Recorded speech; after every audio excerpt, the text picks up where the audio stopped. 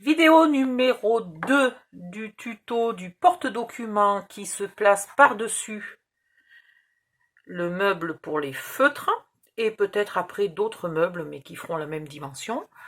On verra ça.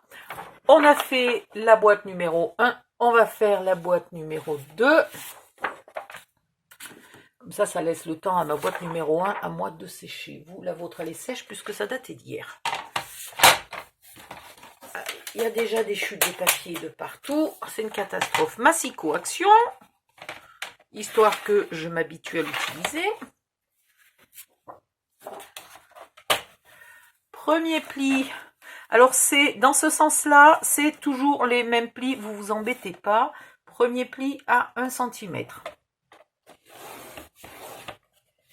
Bon, depuis hier, vous vous en souvenez sûrement pas. Hein. Deuxième à 4,5 plus loin, c'est-à-dire 4,5 plus 1, 5,5. Je suis bien calée là? Ouais. Suivant à 18. 18 et 1, 19 et 4, 23, 23,5. 18, 19, 20, 21, 22. Et 1 cm 23. Et le demi, 23,5. J'étais même plus sûre de moi, là, pour le coup, je fatigue. Faudrait que je me le note, hein, parce qu'il va falloir que je me fasse une troisième boîte. Alors, 23,5. 5,5, voilà. Puis comme ça, vous l'aurez sur le plan quand je vous le mettrai en photo. Aïe. Le suivant, 4,5 plus loin, 27, 28. Et le tout dernier, on coupe à 29. Donc, un pli à 28. Bien ici.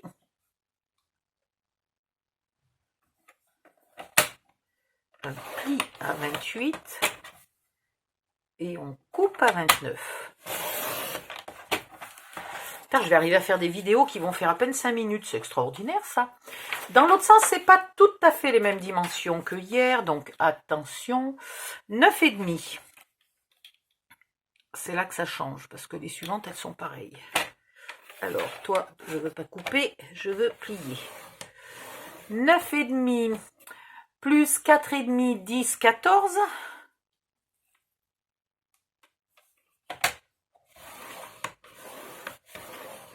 Et 5, ça fait 19. Et là, à 19, on coupe. Gardez toujours bien les bandes noires, là, comme ça, qui font au moins 2 cm de large. Parce que quand on va faire, qu'elles soient blanches, noires ou papier scrap, enfin bon, voilà, les couleurs de base, gardez-les bien, ça a l'air de rien, mais on va en avoir besoin de beaucoup quand je vais vous faire, par exemple, les tutos de boîtes, de valises, etc. Maintenant, je marque les plis pour que vous voyez un petit peu mieux ce que je vais faire. J'ai toujours peur de couper mon papier. Des fois, je trouve que j'appuie pas assez. Mais les plis sont nets et surtout très fins, donc bien droit. Il est bien ce massicot. Il n'y a pas à dire, il est bien. Je suis justement là, en train, ça devrait se faire pendant que je fais le tuto. Je suis en train de vous uploader la vidéo du...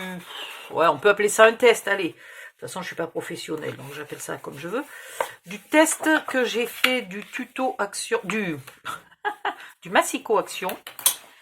Pour vous donner mon opinion. Voilà. Et si vous n'avez pas vu le test complet, moi j'ai qu'une chose à dire, vous emmerdez pas, achetez le Stampin' Up qui coûte 2 bras et 2 yeux, ou le Artemio qui ne coûte que 1 bras, ça va, c'est acceptable. Franchement, achetez le Action quoi.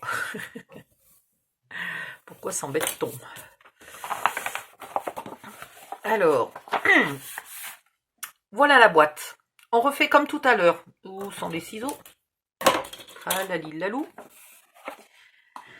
Ici, on garde le carré. Voilà. Comme d'habitude, c'est toujours le même principe. Une fois que vous en avez fait une avec moi, vous pouvez faire presque toute la suite.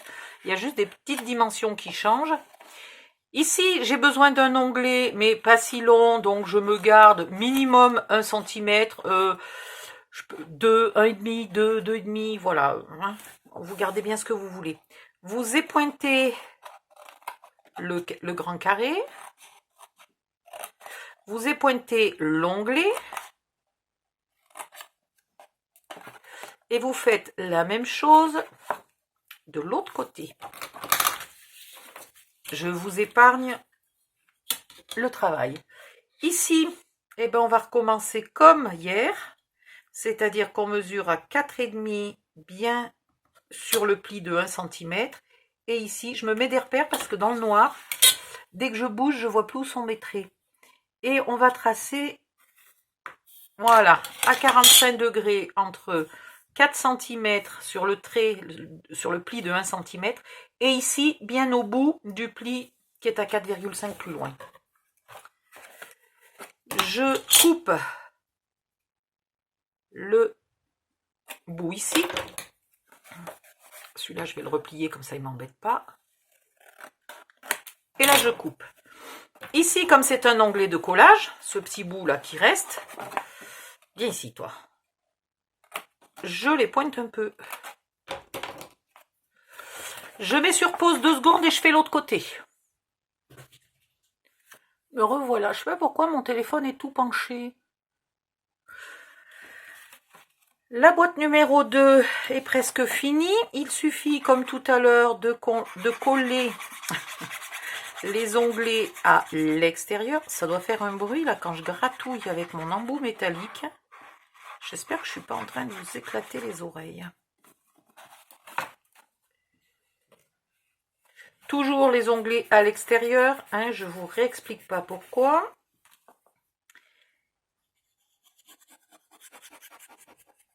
De la colle sur cet onglet là qui est découpé comme on veut et à peu près 1 cm plus loin. En fait, vous pouvez là, si vous voulez, en coller tout l'onglet puisque cette fois-ci, on va aller jusqu'en haut de cet onglet.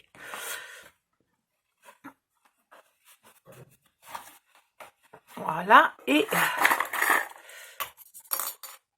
une pince en métal ici, une pince en métal là, ou une pince à linge, hein, pince à linge en bois, faites bien ce que vous voulez, ce que vous pouvez avec ce que vous avez. Il y a des pinces à linge à action qui sont pas mal, elles sont en plastique et elles ont un embout un peu caoutchouteux. Elles marquent pas le carton, le papier, par contre elles appuient pas hyper serré. Donc il faut bien appuyer avant avec votre plioir par exemple, pour que ça soit bien collé. Alors si on voulait là, avec le plioir, ben, vous vous mettez sur le côté, voilà, et vous venez appuyer, ok. Puis vous mettez la colle sur l'onglet. J'aurais pu le faire avant de coller, enfin j'aurais pu faire les deux côtés en même temps, ça serait plus, ça aurait été plus simple. Et ici,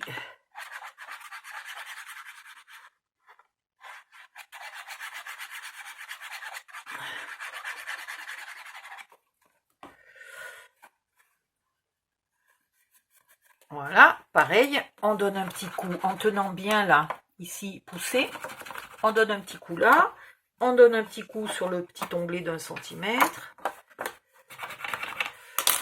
Et on met les pinces pour être sûr, pour maintenir. Voilà, la boîte numéro 2 est finie. Je vous dis bye bye et je reviens pour la boîte numéro 3.